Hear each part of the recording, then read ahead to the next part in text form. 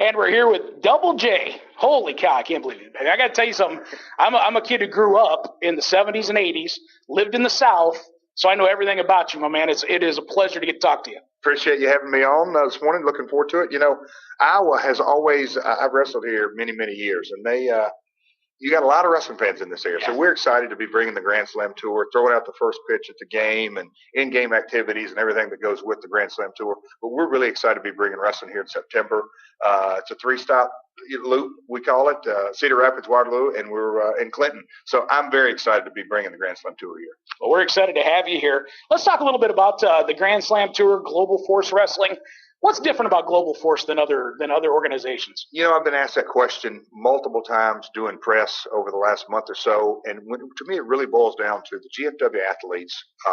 Everybody knows what professional wrestling is, that it is a true sport, but you know, there's so much competition within our industry. Everybody wants to be in the main event. Everybody wants to be sell the most shirts. Everybody wants to have the coolest move. And at the end of the day, what you're really battling over is money. And when you fight over money, battle over money, connive over money, it gets very competitive. But you know, we're going to have to bring a hard-hitting level of action. WWE, obviously, leader in the marketplace in sports entertainment. They do sports entertainment better than anybody in the world. They actually came up with the term. What we do is professional wrestling, and it's very competitive, hard-hitting action. And then that's inside the ring. Outside the ring, we're going to be highly engaged. Not just professional wrestling, whether it's The Voice or America's Got Talent, any type of TV show, you have to have viewer engagement, consumer engagement. And we're going to kick that up a notch because we're going to be connected with our fan base. We already are, if not on a daily, but literally an hourly basis. And, you know, globalforcewrestling.com just got a new revamp. I got to say it myself. It looks great. And then all of our social media platforms at GFW Wrestling, YouTube, Instagram, Twitter, all of that, engaging, listening to the fan base. That's what I'm doing at these first pitches. Going out, throw out the first pitch and do a little local radio, but I'm doing an autograph session for 2 or 3 innings. And the fans are coming up and they're excited and they're telling me what they're excited for, that's really what professional wrestling is all about. Well, you mentioned on your website, we were checking that out earlier today, and you've got an interview that you do on the website. You talk about the fans. You talk about, you know, what the fans like, what they dislike, and that other organizations are maybe getting out of touch with what the fans are looking for. How do you feel you're going to be able to get GFW back to what the fans are looking for, that professional wrestling that we love here in the Midwest? You got to listen. And the fans in the Midwest, what they'll tell you, but you sort of got to listen to them and I'll say at times maybe decipher through and cut through, because you can't make everybody happy. You just can't. That's not. And if you have that mindset that, oh, I'm going to please this, you don't please anybody.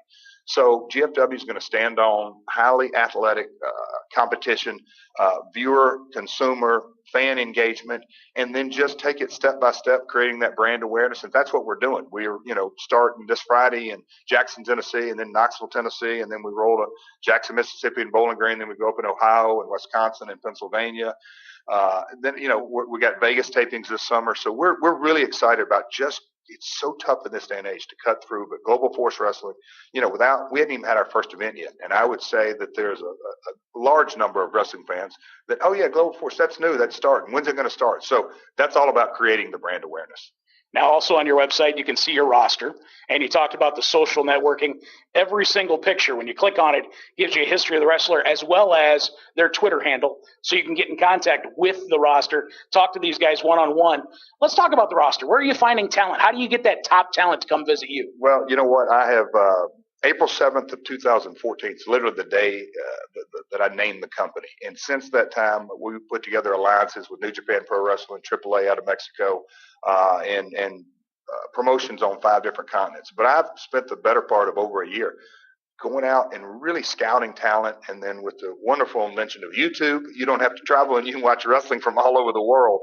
And I've done a lot of that. And so we want a good mix. We want a mix of guys that you would call household names and the guys that aren't household names. And I think that's one of the things that really excites me as a promoter / wrestling fan is fresh matchups. If you don't think that a guy who steps in the ring with Chris the Adonis Mordetsky, who's had a WWE run and been on top of his game and went off to Europe for 3 or 4 years and really stepping into his prime. And if you have a local or regional star stepping into the ring, this Friday we've got the new Heavenly Bodies taking on the Bullet Club. Bullet Club's in the hottest faction in the world. So fresh matchups and guys that have something to prove, you always get good results that way. Yeah, there are a lot of fresh names, but there's also some names that you'll recognize when you look at the roster. One that jumped off at me right away was Davey Boy Smith Jr. is one of your roster guys. Yeah, he's going to be on a couple of our shows. Very excited. He's going to be on a Vegas show. We got him on some Grand Slam Tour shows. Obviously, he comes from the Hart family. Long line. Davey Boy, obviously, his father.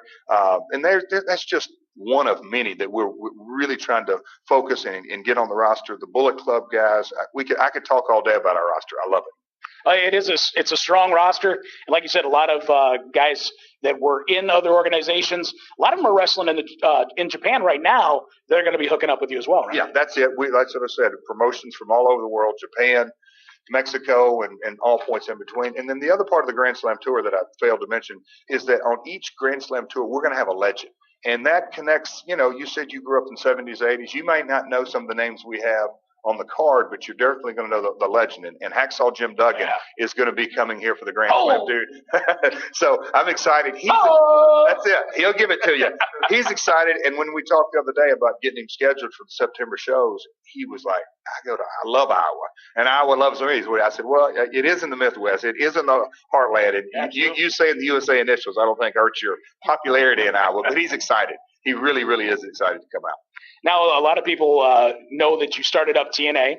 Now you're with GFW. What did you learn from TNA, starting that organization up, getting to where it was, and now going to GFW? What did you learn you can take with you, good or bad? What are you looking at? Well, I mean, I could talk for hours because we really are the sum total of all of our parts and experiences, not just my TNA days, but dating way back to the USW days, the WWF days, WCW. And so as time goes along, you can almost move the wrestling business aside and say, what have I learned in 2015 that I need to adapt as it relates to wrestling? And really social media, viewer engagement, consumer engagement, creating that brand awareness is the highest priority. It's not easy, but we've really methodically rolled this brand out step by step to create that awareness. And I'm excited as we head into the Grand Slam Tour.